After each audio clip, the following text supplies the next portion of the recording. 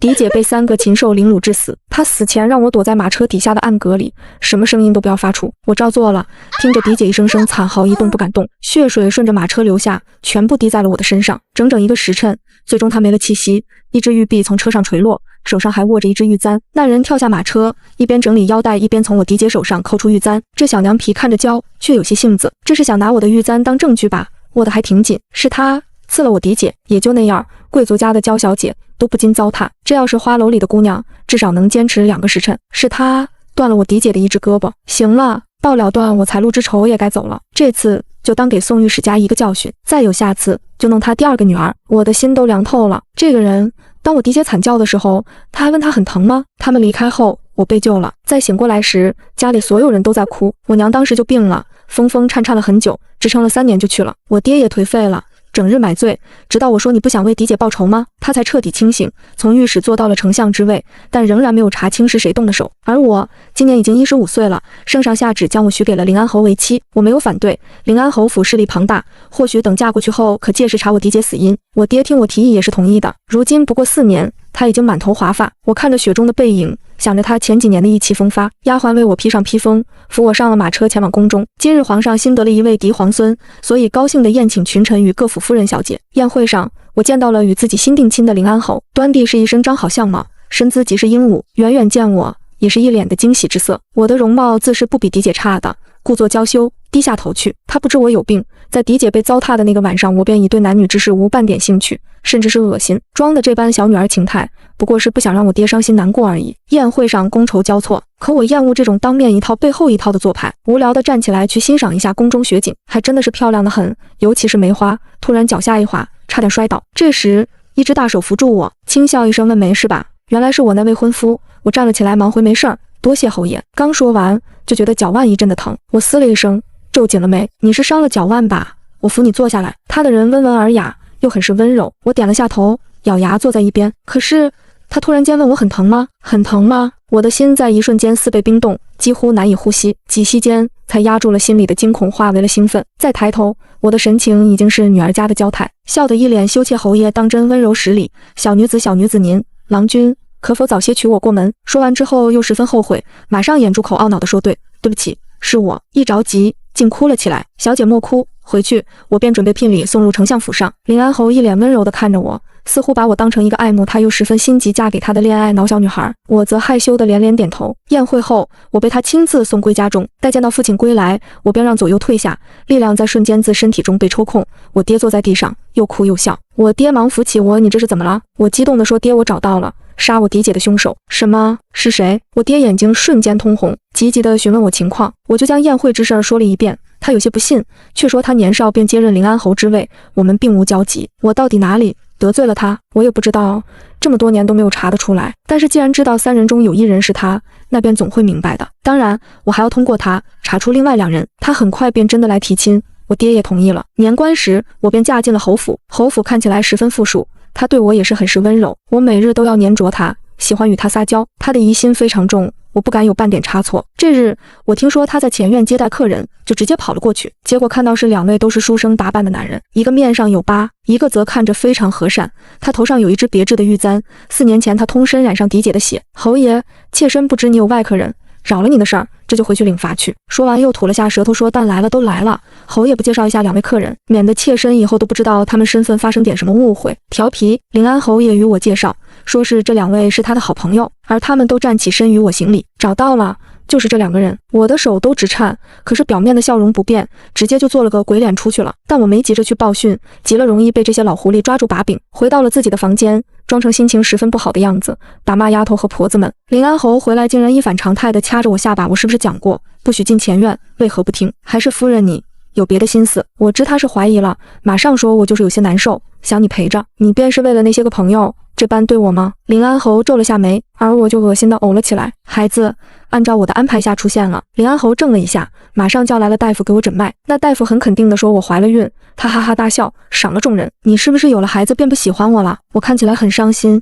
眼泪都快掉出来了。临安侯笑着说，怎会，夫人与孩儿对我来说都十分重要。那便好。我摸着自己的小腹，一副有了孩子便知足了的模样。他深深地看了我好几眼，最后眼光落在我的小腹上，才算是露出了一丝真正的笑容。我自幼无亲缘，父母早逝，我一人支持着这个家，如今终于要有亲人了，那我也是侯爷的亲人啊。我抱紧了他的腰身，柔软的不像话。2日后，我们还是回到了丞相府。父亲在知道我怀孕之后，露出了难得的笑容，但还是严肃地说：“我的女儿自小便是被我娇惯坏了，请侯爷定要多多容忍才是。这女子怀孕脾气便会变得不同，你千万不要嫌弃她作闹才好。”林安侯满口答应：“爹，这是我亲自做的栗子糕，你不是最爱吃了吗？趁着我现在还能做这些，以后就不一定了。等我肚子大起来，就没有办法进厨房了。”我爹点了点头：“你好好养身体，不必总做这些没有用的事儿。夫人偏心。”怎么就做给岳父吃，不做给我吃呢？我把点心盒子给他说，侯爷怎么连我爹的醋都吃？家中还有很多呢。不过你先尝尝，是否对胃口？他拿起来吃了一口，点了点头，称好吃。见点心没什么异样，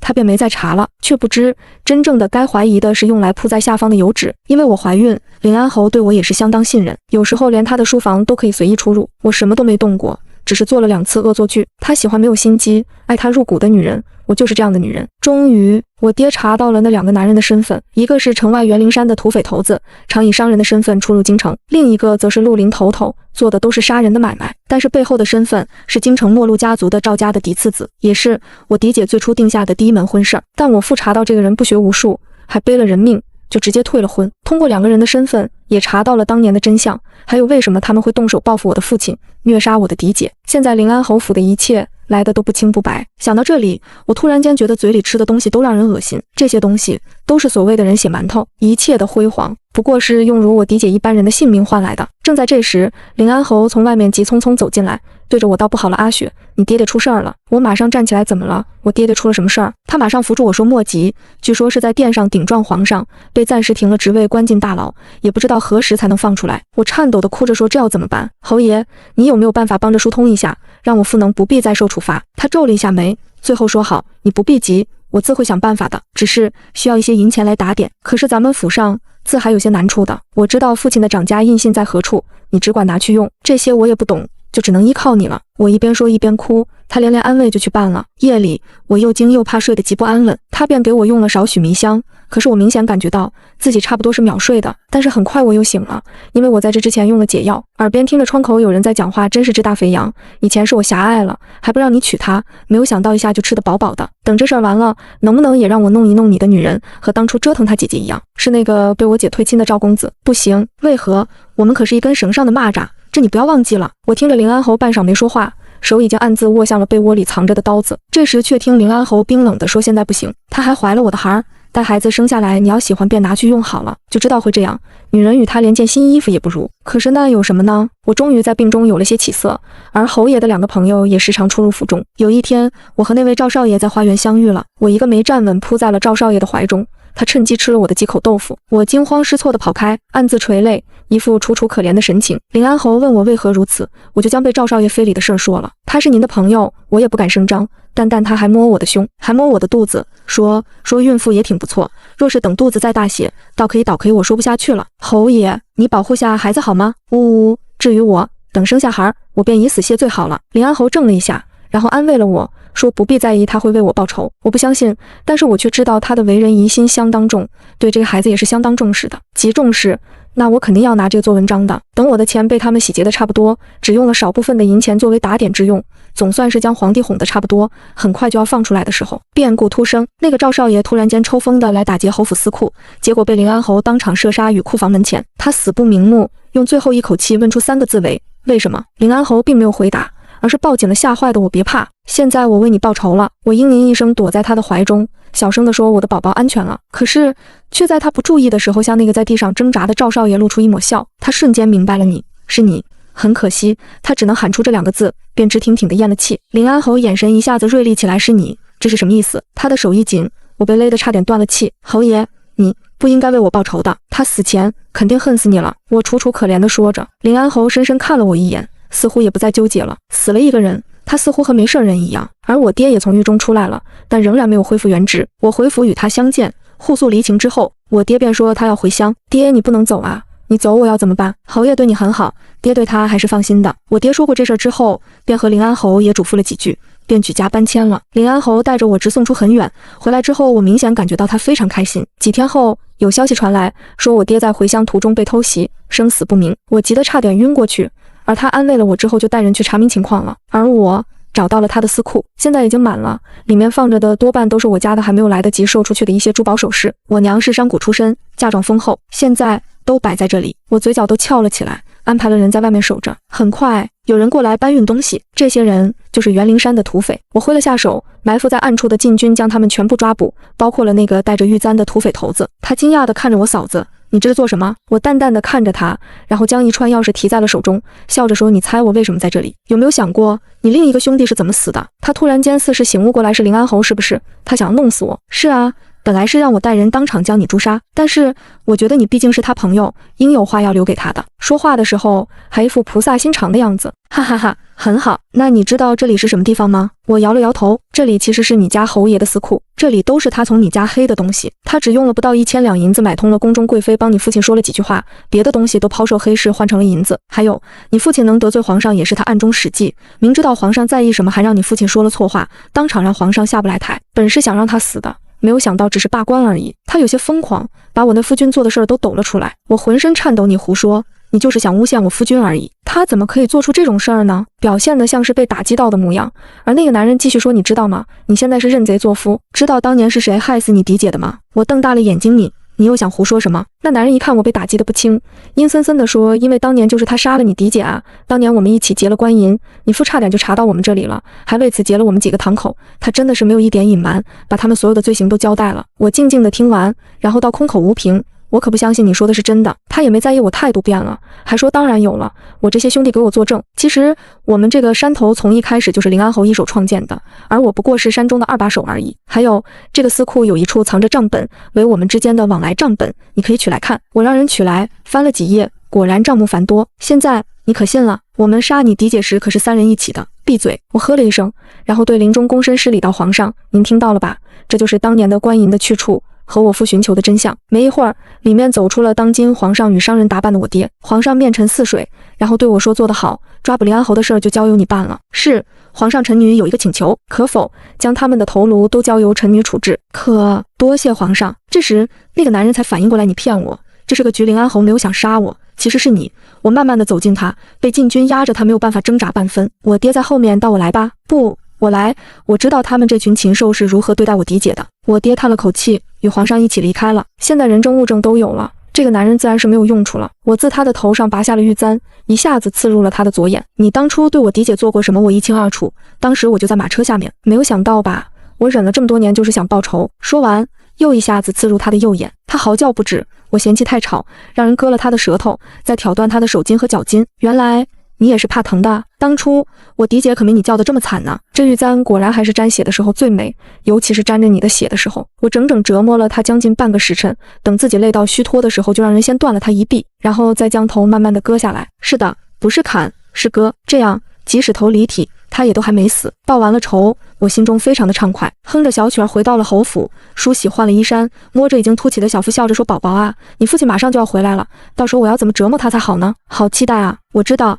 林安侯已经有所警觉，想要让他踏进侯府有点难，所以府中上上下下我都没有动，就和以前没有一点不同。府中多是他的人，连伺候我的丫头和婆子都是。最近我身边的人都会突然间出府，又突然间回来，在多番试探之后，他才会悄悄回来。当时我正歪在榻上看着闲书，神情有那么一点忧郁，而我仍然面无表情地刺激着林安侯当年，你们怎么凌辱我嫡姐的，自己不知道吗？竟然还妄想让我替你生下孩，我是来报仇的，不是来报恩的。我爹大声道，将人拉走，送入天牢。不，你这个狠毒的女人，你怎么可以变成这样？明明你那般的温柔，那般的爱我。我爹大声道，将人拉走，送入天牢。我疼了半宿，除了一撞，我还用了烈性毒药与解药，所以这孩子失去的过程很痛苦。直到了半夜，他才舍得从阳台里滑了出来。我虚弱的一笑，让人用小木盒装上，然后送去天牢，送给林安侯。据说林安侯在牢里发了一夜的疯，哭嚎到了早上。他本是身中剧毒，再加上情绪如此大起大落，吐血晕倒了。我爹次日来看我时，便说让我早早好起来，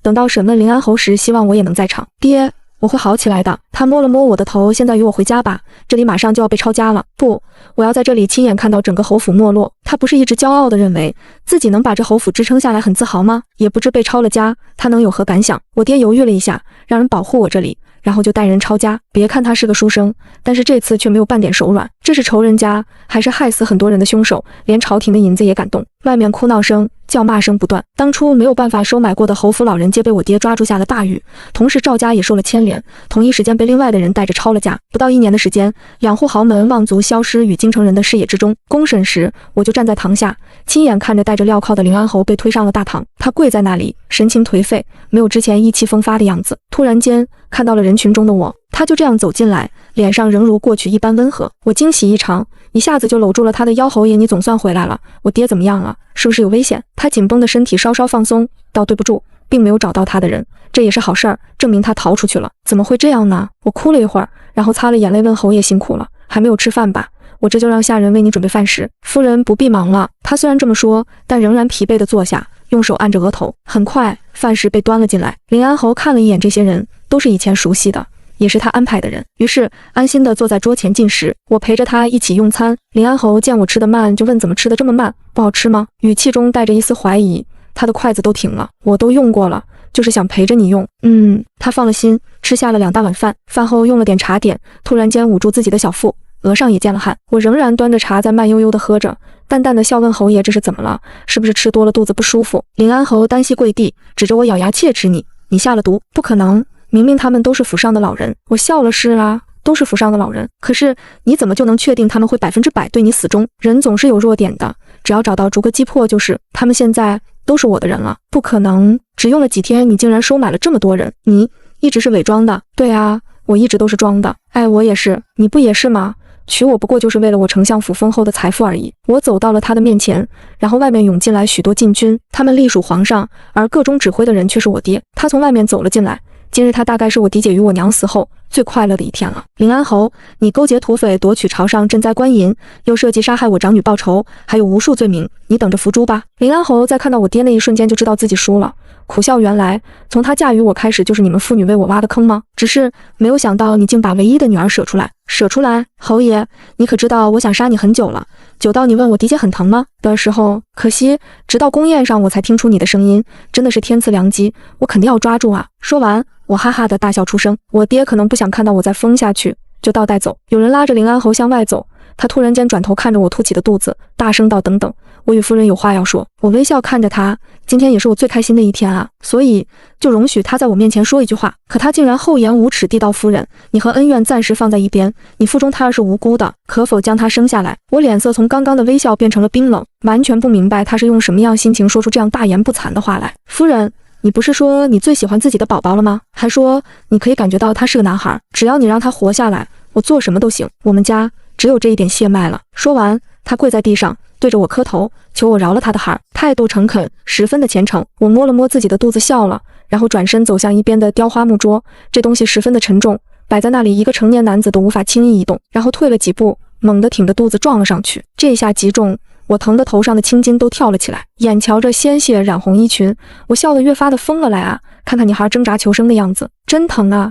他好像马上就要离我而去了。来人，快叫大夫过来！而我仍然面无表情地刺激着凌安侯，当年你们怎么凌辱我嫡姐的，自己不知道吗？竟然还妄想让我替你生下孩！我是来报仇的，不是来报恩的。我爹大声道，将人拉走，送入天牢。不，你这个狠毒的女人，你怎么可以变成这样？明明你那般的温柔，那般的爱我。我爹大声道，将人拉走，送入天牢。我疼了半宿，除了一撞，我还用了烈性毒药与解药，所以这孩子失去的过程很痛苦，直到了半夜，他才舍得从娘胎里滑了出来。我虚弱的一笑，让人用小木盒装上，然后送去天牢，送给凌安侯。据说凌安侯在牢里发了一夜的疯，哭嚎到了早上。他本是身中剧毒，再加上情绪如此大起大落，吐血晕倒了。我爹次日来看我时，便说让我早早好起来，等到审问凌安侯时，希望我也能在场。爹，我会好起来的。他摸了摸我的头，现在与我回家吧，这里马上就要被抄家了。不，我要在这里亲眼看到整个侯府没落。他不是一直骄傲地认为自己能把这侯府支撑下来，很自豪吗？也不知被抄了家，他能有何感想？我爹犹豫了一下，让人保护我这里，然后就带人抄家。别看他是个书生，但是这次却没有半点手软。这是仇人家，还是害死很多人的凶手，连朝廷的银子也敢动。外面哭闹声、叫骂声不断。当初没有办法收买过的侯府老人皆被我爹抓住下了大狱，同时赵家也受了牵连，同一时间被被另外的人带着抄了家。不到1年的时间，2户豪门望族消失于京城人的视野之中。公审时，我就站在堂下，亲眼看着带着镣铐的林安侯被推上了大堂。他跪在那里，神情颓废，没有之前意气风发的样子。突然间，看到了人群中的我，林安侯挣扎着跪爬过来。为什么？我对你那般好，从来不亏待你。自娶你进门，便连小妾的房门都不曾去过。你到底还有什么不满？竟狠地要杀我的孩？那你是你的孩子，你怎么舍得？你这个毒妇！他这是临死了还想拖我下水，让我以后的人生都非常不幸吧？毕竟别人认为的毒妇，以后会有什么面目面对所有人呢？怕是皇上也会直接把我送到尼姑庵里了却残生。我这人脾气就是倔，以前我不在乎这些，但是林安侯有这种想法后我就变了。我以后肯定会过得幸福的，让他即使是在地狱里也会气得不得安生。当众人让出一条路将我暴露于大众前时，我笔直地站着。宣城13年，你们3个禽兽待人劫朝廷拨下的赈灾银两，致使数万灾民流离失所，最后有2000多人因此丧命。宣城14年，为了阻止我爹查下去，你们在大佛寺山下劫持我嫡姐与我的马车，他怕我受伤，让我吊在车底不可出声。你们当时杀害了我们宋家整整35口人，虐杀我嫡姐，甚至连具完整的尸身都没有给他留。我一口气说完这些，旁边的人都已经义愤填膺起来。我嫡姐当年不过豆蔻年华，年轻貌美，你们这种人怎么可能配有孩子？就算是有了孩子，我也要亲手杀了他。谁知道多年以后会不会想着为你这个父亲报仇，或是又要做这种丧尽天良的事儿？你不配留后。等我说完，外面的人都跟着大喊不配留后，不配留后，永绝后患，永绝后患。林安侯咬牙切齿地看了看四周，最后倒是我输了。没有想到我兢兢业业这么多年，却输给了你这样的女子。你没有输给我，你是输给了自己的报复心。你一直想要报复我父亲，所以才会杀害自己当年定下的新娘，然后让我嫁入侯府。但得知我府上仍有些钱财，便起了贪心。如果不是这般，现在我已经是个死人了。我一下子拆穿他的所有心思，让林安侯静了下来。没有想到你才是最了解我的人，或许你是喜欢我的吧？我听了竟然怔了一下，然后哈哈大笑。这是我今年听过最好笑的笑话了。你是有多大的自信，认为我会爱上你这种杀人不眨眼的男人？每天在你身边，我想的都是怎么杀了你。我冷冷地说完，堂上大老爷已经拍了一声惊堂木，有人过来将林安侯像拖死狗一样的拖过去。我就这样在外面看着他被判了斩立决，同时被斩的还有和他一样的凶手们。等他处斩那日，大家都在路边等着。我也来了，有一些热心的大娘看我只拿了几颗鸡蛋用来砸渣男，直说不解气。这是我家存了好久的臭鸡蛋，闺女你拿着砸，这好鸡蛋留着吃不好吗？我接过了臭鸡蛋道了谢，接着又有人送了我一些烂掉的菜，味道很冲。我谢过大家，然后还送了银钱请大家帮忙，一会儿要多送一些礼物给林安侯，让他上路前不要空手走。整条街上的人都准备好了，然后林安侯一行人被人用镣铐牵着走了过来。是的，走来的。一般为了保护囚犯不会被这条街被人打死，多半都是用囚车的。看来是我爹的手笔。我举起一颗臭鸡蛋刚准备扔，却看到林安侯注意到我，竟然露出了惊喜之色。他这是有多自作多情，觉得我是来给他送行的？不，我只是来泄愤的。在他还在欣喜的时候，我直接扔了一个臭鸡蛋过去，正中他的眉心。臭烘烘的蛋液顺着他的额头滑向了鼻子，他恶心的干呕起来。我哈哈大笑，觉得从来没有过得开怀，真好，还能多打几下。街上的大家也有样学样。很快这一行人到了刑场的时候，多半都是被拖着上去的，有的被砸晕了，有的被抽晕了。我定定地看着林安侯，一点也没有害怕。眼见着他被斩掉了头颅，然后让人把他的头收了起来，这是皇上给予我的特权。盒子还在滴着血，我已经不在意这些。抱着这个盒子，我急匆匆地来到校外嫡姐的墓前，那里已经摆了2个雕花盒子，下面也流着血，不过血已经干掉了，成了暗红色。我将新收的头放在了嫡姐墓前，姐姐，这是最后一个了。当年杀你的人如今都齐了，你在天之灵能不能稍稍舒服一些？对不起，晚了这么多年。这时我爹走过来摸了摸我的头，我们将林安侯的盒子打开，让我嫡姐验明正身。然后我爹说我已辞官了，回去做一名教书先生便好。当年是我对不起你们姐妹，还有你娘。爹，我与嫡姐从没怪过你。姐死前，他们给过她活着的机会，只要她在你的酒中下毒，那么便可放她性命。可嫡姐不从，她说你是为国为民的好官，会将他们全部绳之以法。我爹听完就蹲在那里痛哭出声。我陪着他，一直到了晚上才想回走。夕阳的余晖下，